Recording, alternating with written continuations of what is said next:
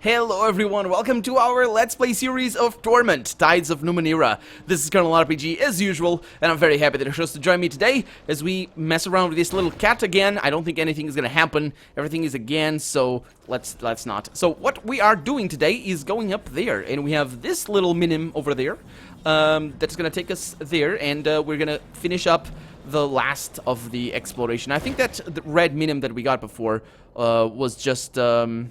it's just a better way to get up there rather than having to go all around. I think that's good. Last episode we got that one. This there in space here, like the silver light on the plateau in the middle of the valley. Here a sliver of darkness hangs before you, like the entrance of a cave, except there is no cave. Within the darkness you see the glow of stars, and a cool night breeze wafts past you, carrying the scent of desert flowers and the echoes of sounds you are not hearing around you. If you step through that darkness, you might go anywhere, or maybe nowhere. It could be nothing but a shadow. Let's examine the darkness first. The cool air that sighs through it seems to follow you. The shadow does not change, no matter your perspective. You have the discomfiting? Really? Sure. Feeling that your attention on it has drawn its attention to you. That is somehow, I know, alive. Let's walk into the darkness. You step into the darkness and it envelops you, then dissolves you into twinkling motes, drifting in a spear of light. The light carries you through a black void, weightless, bodiless, selfless, towards another patch of starry sky. Then suddenly, you are somewhere else. Off we go, and here we are. Up here, of course. You wouldn't have followed me, would he? Persea? Persea! How did I not notice her before? You know who she is, right? You remember who she is. She is the... You guys remember that knight, or whatever he is, that was desperately in love with somebody that he resurrected over here? It seems that she is still here somehow, or something. I don't know, he was looking for her, but... Is she looking? I don't know what to say. Let's have a chat with her. You recognize this woman from the description that Omadon gave you in Saga's Cliffs. This is Persea, Omadon's lost love, as it were. She certainly doesn't appear as confused as Omadon made her sound. Instead, she's studying the Necropolis with a frustrated expression. Persea, isn't it? A man named Omadon was looking for you. I convinced him to give it up. Oh, you what? She says, whirling around. Her eyes are wide, pale circles, and you are certain he hasn't followed you any... no, and she asks, and you're certain he hasn't followed you anyway? She studies your face and relaxes. Oh, thank you. You have no idea how much you've helped me. The idiot was so convinced I needed help, she thinks. It is so hard to just believe someone? Is it so hard to just believe someone's words? She turns back at the Necropolis. Damnable cultists, she mutters. I need to get back inside, but I can't risk... She catches your eye. Well, never mind. None of this is your concern. You've done more than enough. Okay, so we're gonna need to get rid of the cultists and then come back over here, and maybe she's gonna, well, know that she can go back inside or something. It looks like somebody meant to add this platform once. That project has since been abandoned. Add? Yeah, anyway, what is this? A floating thing. A large upside-down pyramid floats up before you, lit from below by a soft white light. It is made of weathered stone, but you can see lights and hear a faint buzzing through the cracks in its crumbling facade. Okay, let's examine the pyramid first. You study it from every side. There's no inscription to explain why it was erected or by whom, nor is there any obvious way to interact with it. Is that the correct way of applying whom? I don't think it is. Whom is the it's not by whom, it's by who, right? It's to whom, but by who. But I'm not certain of that. Anyway, you do notice that the light from inside the crack seems to follow your hand as you slide it across. So perhaps it is reacting to you after all. Let's try to figure out how the pyramid works. Oh, that's easy. That's really easy. I don't even use my edge. Although I only have one. Yeah. Ooh. Oh, it's restoring my pool. Okay. You slide your hands across the pyramid, following not the cracks but the symbols and etchings on its surface. After a great deal of experimentation, and not a small amount of luck, you discover a specific pattern which causes the light to grow in intensity. As it does so, a soft warmth envelops you, refreshing your body and mind. As you feel better, however, the pyramid seems to grow more dim. you stop, not wanting to waste the pyramid's obvious healing powers just yet. It should be saved for a time when you really need it. Okay,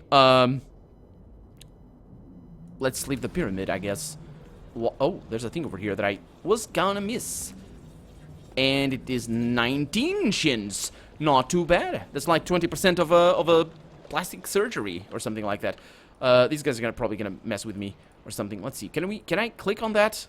I'm not gonna talk to you. Excuse me. There it is. Crisp, pungent water issues from an inhuman head. There's nothing further up the slope to indicate where the water is coming from. Didn't we determine that this was something alkalinic and something really bad and not water? Although water can be alkalinic, of course. What is this? Well, it's not completely water, because what gives water its alkalinity is just the stuff that it has in it. So it's not 100% water. A recent landslide has closed off what was once a pass out of the valley.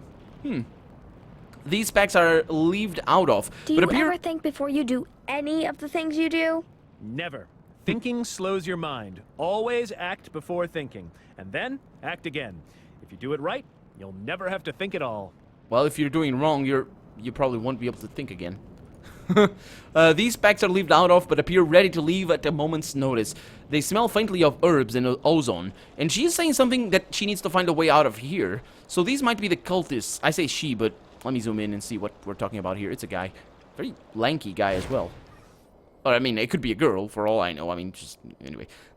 Yeah, it is a woman. She just doesn't have, breasts. I mean, of course she does, but you know what I mean. Anyway, this androgynous woman projects an air of fearsome will. Her muscles are thin and wiry, and her body screams of sharp edges. She seems like a human stiletto. Her head is shaved, and she bears the tattoo of a cast-off on her scalp. Never seen you before, she says. I'm Birakel Bruna. She starts scanning the cliffside. How long have you been awake since we moved out? Of your body, I mean. He's not that innocent idiot. What? He's got that innocent idiot look, she thinks. Changing gods already left him. Wait a minute, so how long have you been awake since he moved out? Oh, not we. I said we, but he moved out. What do you mean? How do you know I'm not the changing god? She gives you a hard glance before scanning the valley again. Changing god knows me. Knows what he'll get if I find him incarnate. You're not him, so yeah. Anyway, was on my way to Meal Avest with a message for Pax Reckon, or Pass Reckon, but the portals are blocked. The cowards heard someone say the Sorrow's hunting again, so they locked the doors behind themselves. Patch will get the message, her message later. I need to return to the endless battle. Tell me about this Pass Reckon. She flashes a quick look of surprise. Oh, right, you're new. Patch is commander of the 1st Militia. Took up the mantle, keeping our cursed sire's forces contained. Smart woman, though. Tough. Huh. Why would you fight the changing god? He's going to kill us all if he gets the chance. He wants to erase us. Thinks that's the way to stop the sorrow. We're not his children to him. More like broken clones, byproducts. He'd never sacrifice himself, but that's because he's the only real person in his world. Oh, I thought the first was dead. Yeah, she is. Patch kept the name in the first's honor. She doesn't care for the glory. Besides, our creator's cart. Fighting him's the best bet. Using the first's name reminds everyone why we fight. So what's the message you have for her? Maybe I could deliver it? Endless battle intelligence, not for you. Okay, let's talk about something else. Tell me about the endless battle. If it's really endless, why keep fighting? Makes us stronger, faster, deadlier, more of what we are. Strips away the dross of life and makes experience shine. Peacetime life is dull and worthless, like watching life go past through a veil. War clarifies life, makes us better. Endless is a good thing if you keep that in mind. Well, maybe, I suppose. What can you tell me about Meal Avest? She stares at you flatly for a moment. You feel a tickling at the back of your mind, and she shrugs. See for yourself if you can get in. They've locked themselves away. Think they're going to find answers while they're tucked away from the world. Place has its uses, true, but it's mostly a bolt hole from the world. Death comes for us all. Meal Avest is just a place to prolong the waiting. Okay. How are you going to get back to the endless battle? She points. I was looking at the path to Calm Village, but it collapsed. Doesn't seem to be any way over those mountains either. No matter. I'll find a different way. She glances at you, sidelong, and sneers. Sooner rather than later, I think. What do you mean? What's cowardly about keeping the sorrow out of Meal Avest? Hasn't hasn't found them there for hundreds of years. Oh, the sorrow hasn't found them there for hundreds of years. But now they say it's time to close the doors, like it's going to traipse in. Been telling them that if the sorrow tries hard enough, it'll get in. Can't stop that kind of power. Yeah, I suppose not. I'll be seeing you, I guess. No, you won't. I'm done looking for a way over these twice-damned mountains. Gonna find a different way out of the valley. Been real good talking with you, though. The tone in her voice makes you question the veracity of that statement. Wait, you're leaving? Let me ask you something first. Can I ask anything else? Everything is again. Yeah, I have no more questions. Farewell. Good. With that, she strides off. She really does. She's off. So she was not the cultist. These, or not part of the cultists. These are the cultists, although they probably seem to be interested in leaving as well. I thought that she was part of them because of the description of this thing. I assure you that I am aware. Okay, so we have Thalana Marquereth, Luca Meragali, and over here we have Denovan Russ. Denovan sounds like an interesting name. Let's have a chat with him. He has horns, though, I think. The man looks up at you momentarily before looking away into the distance at nothing in particular. He takes a drag on his smoke. His presence strikes you as odd, as if something about him were trying to inspire dread in you. What's your name? Denovan Russ. He flickers a gaze at you and then stares off into the distance again. So, what are you doing here? Trying to get home. You see that woman? That's Thalana. You got questions? He points. Yeah. So what can you tell me about the valley? Nothing. Just dust and memories. Farewell. So, Thalana Marquerez. You see a slender woman, covered in worn brown robes, leaning over the fire, the cowl pulled low over her head. Her skin is a dark bronze color. Here to interrogate me. She pulls back her cowl, enough for you to see that her long hair is more silver than brown, and the years of life on the road are apparent in her face. She looks weary and exhausted except for her eyes, which burn like golden fire. I'm Thalana Marquerez. What do you... Her eyes alight on your tattoo, and she hisses. Skist. You bastards are all over the place, huh? Look, I can't tell you anything, alright? We're done with fighting. Let him drag us back, she thinks. We'll take off again. We're not going back to that hell. You say you can't tell me anything? What are you talking about? She looks confused for a moment. You're a cast-off, so either you're here to drag us back or kill us. And she turns to her side and pauses, as if listening to words that you cannot hear. Then she responds, No, I suppose you're right. Still, he's a cast-off. Aligern's lips curl in distaste. More detritus from the changing god's arrogance. More damage caused by the cast-offs. So, who are you talking about? My man. Zad reminded me not all cast-offs are endless battle, but Timpo wants me to be careful with you. Oh, wait a minute. Zad? Is that him? No. What? She's talking... I asked, what are you talking about? But that was not what I asked. Who are you talking to? That's the question I misread. And that's what okay, so she hears voices or something. But Timpo wants me to be careful with you, she says. She holds up a finger. People have said they're not there because they can't see them. But they can see you, so let's not have that conversation. So, are you here to kill us? Tell on us? They say that of most of my crew, she thinks. Not Denovan or Luca, though. Oh, so... Okay, so they are also part of her crew, okay. Yeah, I have no part in the endless battle, but answer some questions for me. She breathes out a low whistle. Alright, good, sure, we'll answer anything we can. So tell me about yourself. Me, Denovan, Luca, Timpo, Zad, and all the rest? They're my crew, my men. We're just trying to find a way home from the endless battle. We came through calm, but... And she waves a hand at the pile of rubble. It's not exactly a forgiving route, just trying to figure out where to go next. Her sleeve slips with her gesture. You can see that her skin does not simply look metallic, it is metal. She catches you looking and tugs her sleeve back down, annoyed. A prize of the endless battle, she says. One of the reasons I left. I used to think I'd earn glory there, though my nano skills would thought my nano skills would propel me high.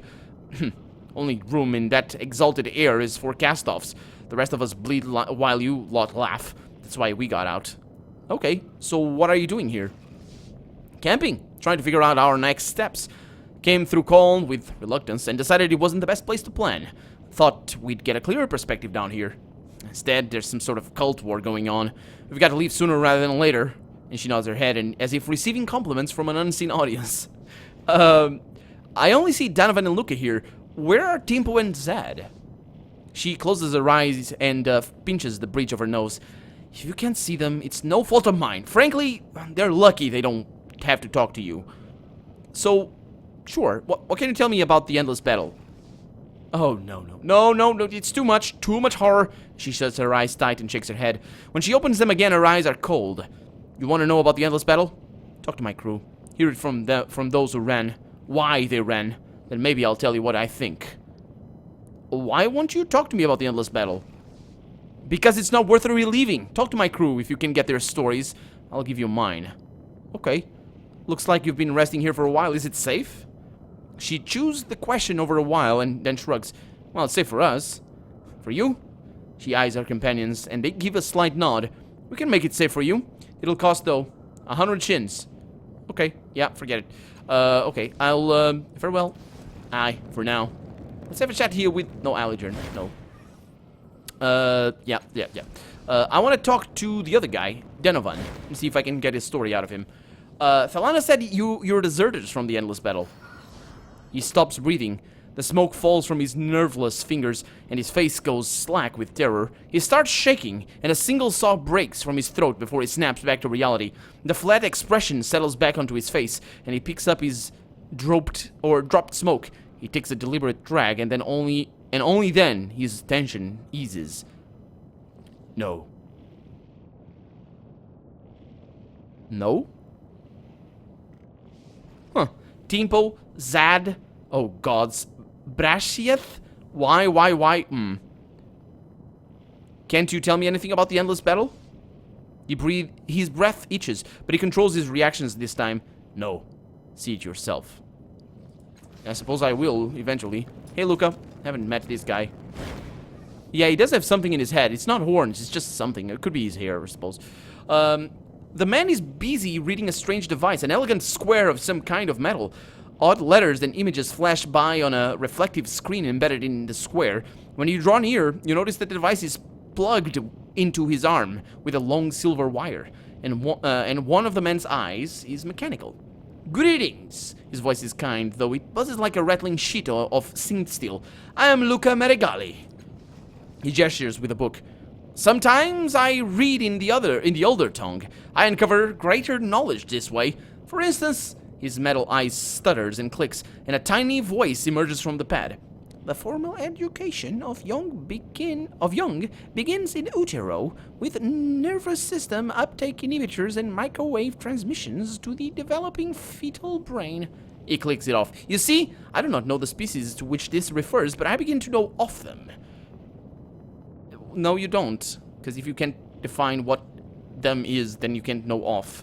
But I guess, I don't know. At any rate, what can I do for you? So, what was your name again? Did I not introduce myself? He closes his eyes. I did. I said, greetings, I am Luca Meregali. Perhaps your memory storage has been corrupted. He seems concerned. No, it's fine. Can I ask you that again, though? Oh dear, your memory issue seems to be worsened. He speaks slowly. I am Luca Meregali. Okay, so he's just... Okay. Tell me about yourself. I've spoken my name already. The knowledge of my character is thus more important. I was a soldier. I travel with my friends. I and my friends travel to our home. Or at least this is our plan. He leans close. I admit to concern for my friends. They seem trapped in the past, paralyzed. They're not as they were when we set out. He gestures to the mechanical extrusions on his own body. Nor, to be fair, am I. Yeah, I think some terrible things happened to them during the Endless War. What do you mean when you say your friends are different? Well, they were full of hope once. We and a dozen others set out from our home, an aldea west of Saga's Cliffs, to find fortune in the Endless Battle. We joined a recruiter in Saga's Cliffs and enlisted with the army of the Changing God. We thought we were prepared. We were not. We were in trenches. We fought with bolt throwers, energy weapons, and detonations. That first day saw half our friends obliterated by a rogue particle wave that emanated from our side of the battlefield. And then we woke again in a new reality, our memories of the old world intact, but our bodies whole. Except for Timpo, who was half dissolved into this new reality. So it went incremental gains as a whole, with certain consequences carrying into the new lives. Sometimes they would undo all our days' heroism for an unseen advantage. Other times we'd lose a friend forever. One day I was caught half out of a trench. The air exploded above us and I burned. The new reality did not restore me. I spent some weeks under the care of surgeons. When I woke, I was as you saw me. And others' friends had been killed. Thalana and Denovan reacted very differently to me. They say I too have changed. I don't know. I know that I no longer fear. I do not remember much of emotion. I recall the fear of horror, but I do not recall its taste. And when I spoke to them, they agreed that it was time for us to leave. To leave before we became these forgotten names lost in the flux of worlds. Timpo, he thinks. Zad, Brashieth. So many names all gone. Yep. Anything else about yourself? Nah, I am unwilling to commit personal details to a stranger. I have told you what I am willing to share, no more. So, what can you tell me about the valley? Oh, it is a dry place. I tasted the water that bubbled up nearby. It was alkaline and induced strange visions. My new metabolism protected me from the worst of it. Had my friends tasted it, they might have died. He looks down at it. Oh, that's a nice way for us to die. Let's try that. He looks down at his metal pad. We have found no bodies, nor anything of value. All is quiet, but this is a waypoint, not a destination. Huh. Thalana says you're deserters. He frowns. Yes, we have left our posts. But I do not believe we have deserted. I believe we have become aware. If the battle is endless, then our struggle means nothing. If our struggle means nothing, why would we continue to struggle? Money and glory were our reasons, he thinks. Were. I don't remember being so foolish. I suppose. We have a lot of answers, though. For power and for glory. Why should we continue to struggle? Because the struggle reveals who you really are? That's kind of, I don't know. You struggle for something greater than yourself, and that's an interesting one. But then this one is a little bit more nihilist, I suppose. Not really, but, well, a little bit. You could just as well be talking about life. If life has no meaning, why continue to struggle? Perhaps the struggle is not for life itself, he says, but to find life's meaning. Or perhaps it is a biological imperative. Chemistry and instinct are powerful motivations. His metal shoulder shrugs. It doesn't matter, though. We will not be going back. Okay, well, I think safe travels, he says.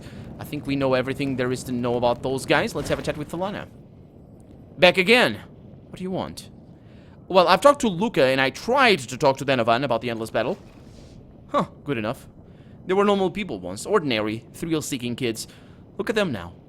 Most wars, a group of people march in with their artifacts, gravity, light, pulse, timber benders, and, or time benders, and march back out. Endless battle is like that, but going on for centuries. Think of what it does to the landscape. Think of what it does to the psychic terrain. Think of what it does to your friends. She waves at her nearby companions, her gesture continuing to colleagues unseen.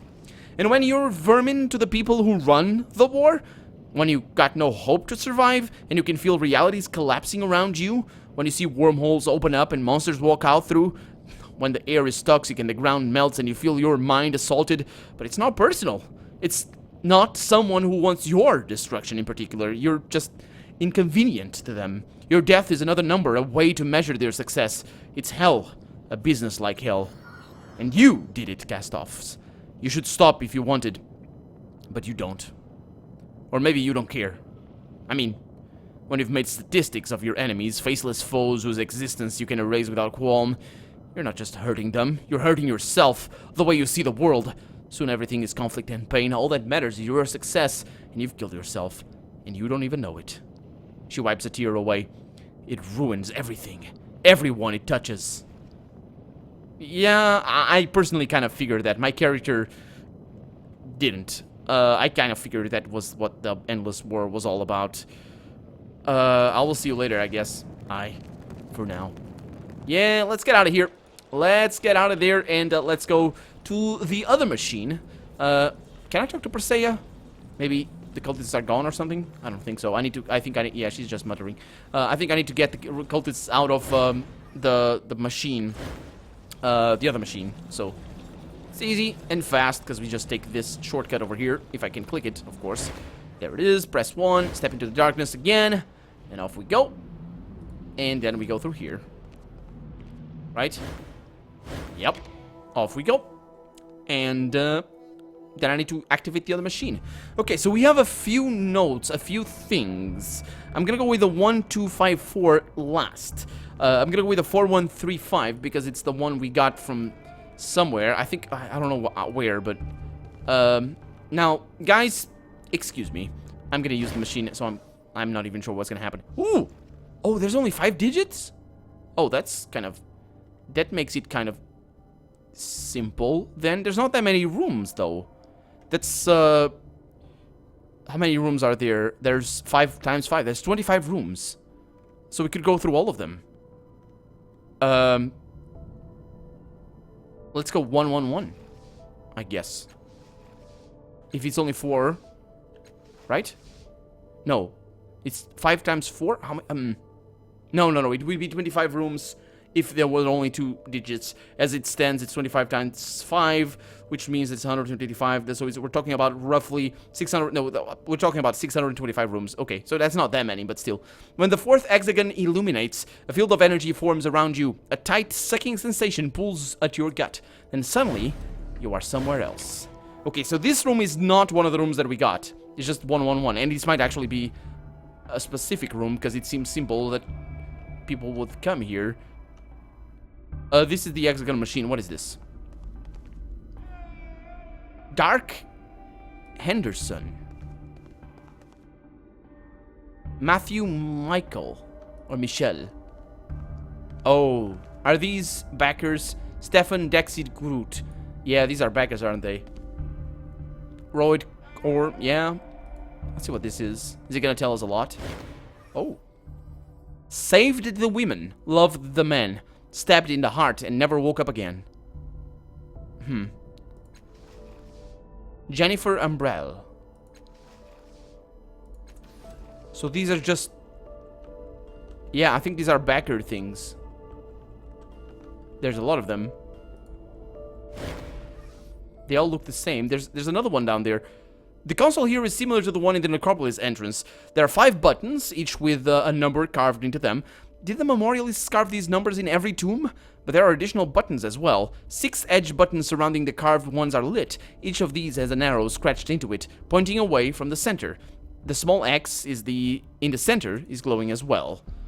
If you're interpreting the illuminated symbols correctly, you are currently in tomb 1112.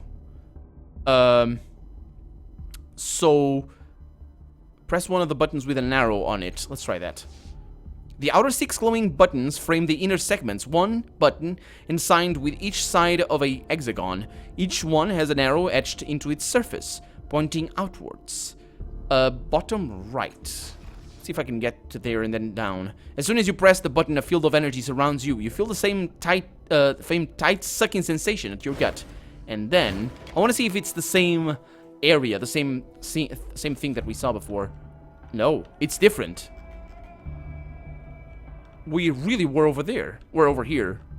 It is different. Huh. Can you tell me what room I am in right now? 112. Oh, interesting. Okay, let's not mess with that right now. Let's see what this is. Stubborn as death, not nearly as tall though. Mia Erin. And then we have more names over here, I suppose. Hans Christian Nenseth. I don't think I'm gonna recognize any of these names. Nick Martel. Vengeance? Yeah, looks like it. And yeah, these are all backers. Okay, let's go to one of the rooms that we know exist instead of going through these because we're probably not gonna get any. I kind of wanted to go down there. Let's try it. Let's try it. Just right now. So arrows on it, and I'm gonna press downwards, bottom right, bottom. No, bottom button. Okay, let's go there because that one has a green glow, and I want to go there. So these are just teleportation machines. Oh. The arcane humanoid shimmers and displaces across multiple versions of itself. In a blink, so quick is the motion that you almost doubt your senses. The black-clad being makes slow, deliberate movements, its eyes like dull gray jewels set into an expressionless face. You sense a malevolence caged. Its voice is deep and rich. I am Silver. Yeah, my voice isn't deep or rich. But anyway, we're out of time for the day, so let's talk to Silver on the next episode. For now, I'm Colonel RPG, and this has been Torment, Tides of Numenera. I really hope you've enjoyed it, and if you did, go ahead and leave a comment, like the video, but above all, thank you so much for watching, and I hope I'll see you next episode. Bye-bye.